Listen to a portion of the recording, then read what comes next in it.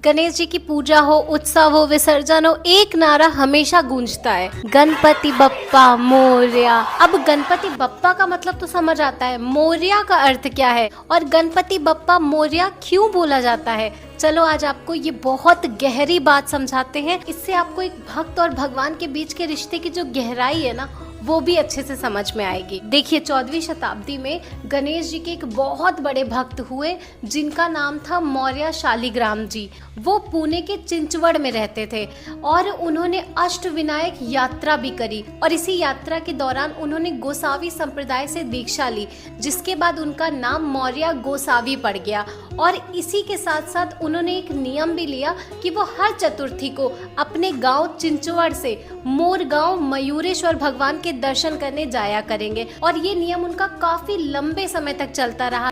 लेकिन एक दिन चतुर्थी वाले दिन गोसावी जी को मंदिर पहुंचने में देरी हो गई और जैसे ही वो मंदिर पहुंचे तो मंदिर के पट बंद हो चुके थे। उन्होंने पुजारी जी से काफी प्रार्थना की कि उन्हें मयूरेश्वर भगवान के दर्शन करा दे, लेकिन पुजारी जी नहीं माने।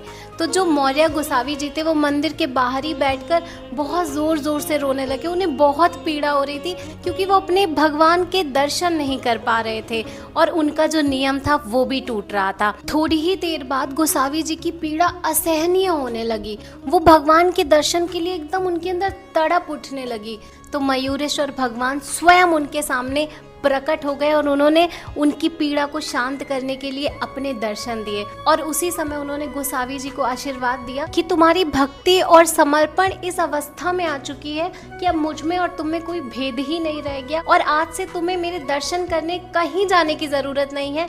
मैं हमेशा तुम्हारे साथ ही रहूंगा, तुम्हारे पास ही रहूंगा। और उसके बाद कहते हैं कि निरंतर जो गणेश जी हैं वो गोसावी जी के साथ ही रहने लगे और उसके बाद से ही जो भक्तजन है वो गणपति बप्पा मोरया बुलाने लगे, क्योंकि भक्त और भगवान का भेद खत्म हो चुका था। और इसके पीछे भक्तों का भाव ये भी था कि मौर्य जी जैसी भक्ति मुझे भी दे और आप मेरे साथ भी निरंतर रहें और अपनी कृपा हम पर हमेशा बनाए रखें। और तब से लेकर आज तक गणपति बप्पा मोरया चलता आ रहा है, जो कि एक भक्त और भगवान के बीच का जो गहरा रिश्ता है उसे भी प्रदर्शित करता है। राधे राधे।